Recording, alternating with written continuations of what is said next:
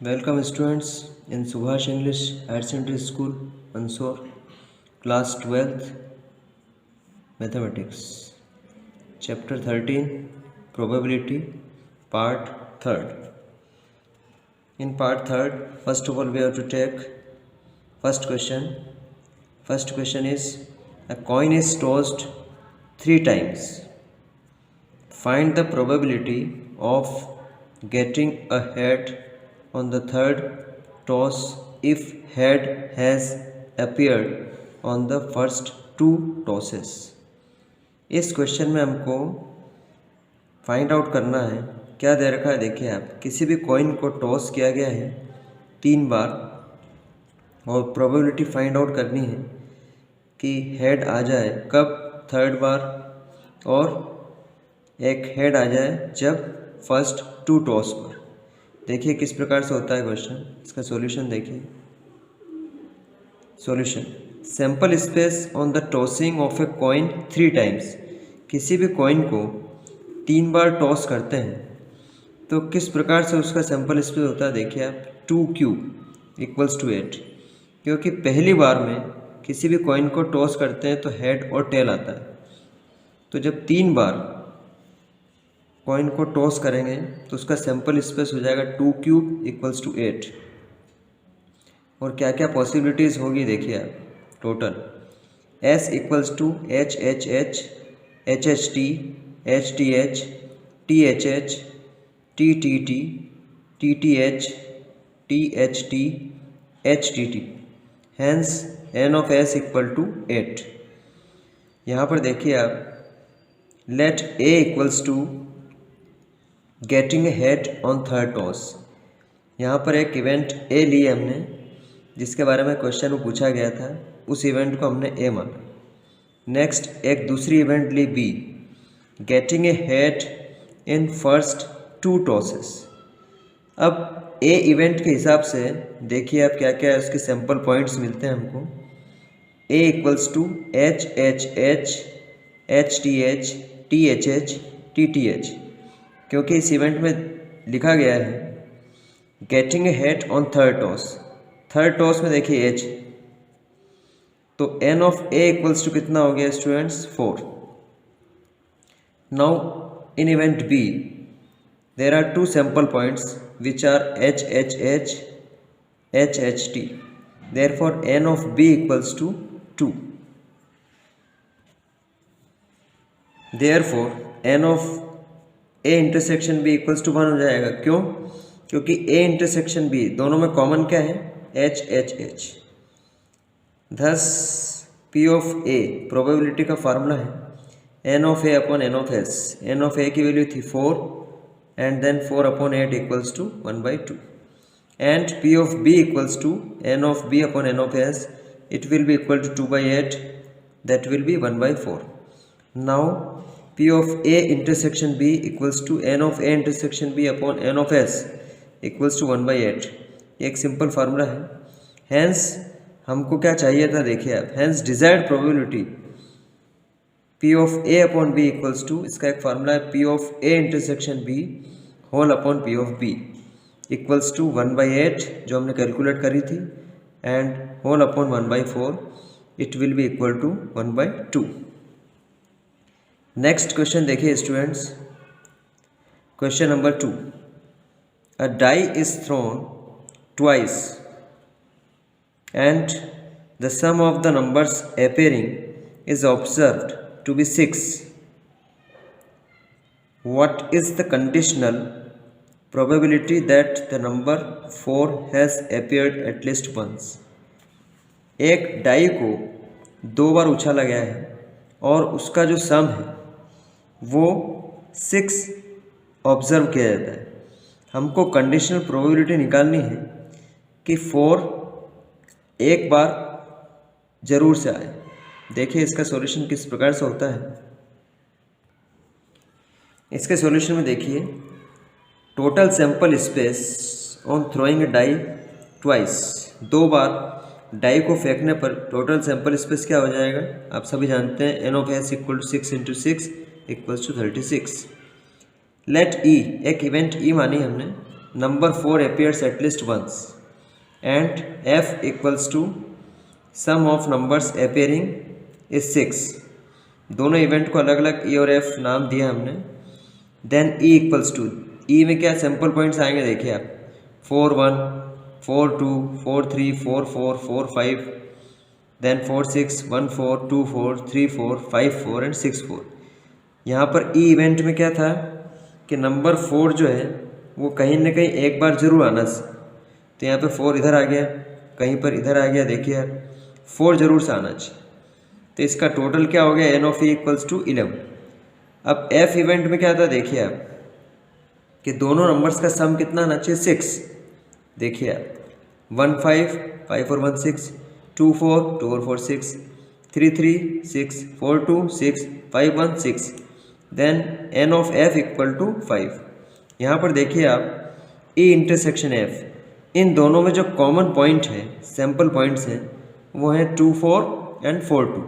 Therefore n of E intersection F equals to आ जाएगा हमारे पास 2.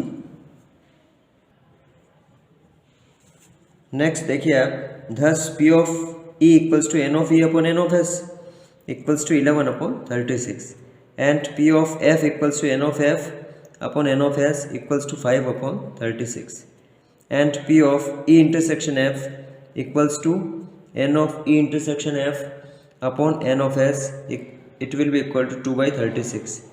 Now desired probability will be p of e upon f equals to p of e intersection f upon p of f equals to 2 upon 36 whole upon 5 upon 36. 36 से 36 cancel हो जाएगा. Then finally we will get p of e upon f equals to 2 by 5. Now next question देखिए students, question number 3. A fair coin and an unbiased die are tossed. एक coin को और एक die को, दोनों को उछाला गया. If A be the event, एक ए इवेंट है जिसमें कहा गया है head appears on the coin, coin पर हेड आना चाहिए, and B be the event, और बी एक ऐसी इवेंट है 3 appears on the die, die पर 3 अपीयर होना चाहिए. Then check whether A and B are independent events और नॉट. और हमको चेक करना है कि ए और बी इवेंट जो है इंडिपेंडेंट है या नहीं. इसके सॉल्यूशन में देखिए, हियर सैम्पल स्पेसिस, इसका सैम्पल स्पेस क्या हो जाएगा देखिए, एक कॉइन है और एक डाई है. तो S equal to H1, H2, H3, H4, H5, then H6, T1, T2, T3, T4, T5, T6. Therefore N of S equal to 12. Total sample points इसके हो गए 12. लेट A, उस इवेंट को हमने A मान रखा है, head appears on the coin, उस कॉइन पर हेड अपीयर हो.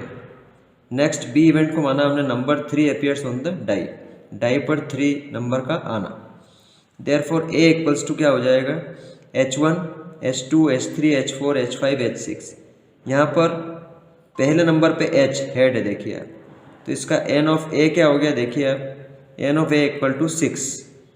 एंड इसी प्रकार से इवेंट बी में देखिए आप 3 अपीयर होना चाहिए, तो इसमें आ जाएगा H3 and then T3. Therefore n of B आ जाएगा 2. देयरफॉर ए इंटरसेक्शन बी, इन दोनों का जो इंटरसेक्शन होगा इवेंट्स वो आ जाएगा H3.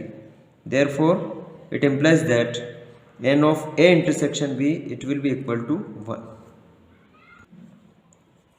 अब देखिए आप, hence P of A equal to n of A upon n of S, it will be equal to 6 by 12, it will be half. And P of B equal to N of B upon N of S equal to 2 by 12, it will be 1 by 6. And P of A intersection B equal to N of A intersection B upon N of S equal to 1 by 12. Now we have P of A into P by B equals to 1 by 2 into 1 by 6. इन दोनों का अलग अलग multiplication करने पर हमको क्या मिला, 1 by 12. तो ये वैल्यू और ये वैल्यू दोनों सेम हो गई देखिए. Hence P of A intersection B equals to P of A into P of B. Thus events A and B are independent. हमको इस क्वेश्चन बताना था कि इवेंट्स इंडिपेंडेंट है या नहीं. तो finally we will get events A and B are independent. Next question देखिए, question number 4। From a deck of 52 cards, 2 cards are randomly drawn without replacement, find the probability of both the cards being black. एक 52 cards का एक pack है जिसमें 2 card randomly निकाले गए हैं बिना किसी रिप्लेसमेंट के। फाइंड द प्रोबेबिलिटी, हमको प्रोबेबिलिटी फाइंड करनी है कि दोनों कार्ड्स कैसे हो जाएं ब्लैक। अब इसका सॉल्यूशन देखिए आप। इन ए पैक ऑफ 52 कार्ड्स, 52 कार्ड्स के पैक में देयर आर 26 ब्लैक कार्ड्स। आप सभी जानते हैं कि 52 कार्ड्स में ब्लैक कार्ड्स कितने होते हैं, 26। इसी प्रकार से आपको ध्यान में रखना होगा कि 26 ही रेड कार्ड्स भी होते हैं। यहाँ पर ब्लैक कार्ड की बात हो रही है, there are 26 black cards. Now let A, एक इवेंट ए मानी हमने, उसमें क्या लिखा हुआ है क्वेश्चन में कि पहला और दूसरा दोनों कार्ड ब्लैक होने चाहिए। तो यहाँ लिखा मैंने first card is black and event B is again second card is black. Thus probability of 1 means first card being a black card, इसका formula P of A equals to N of A upon N of S equals to 26 upon 52, it will be equal to 1/2.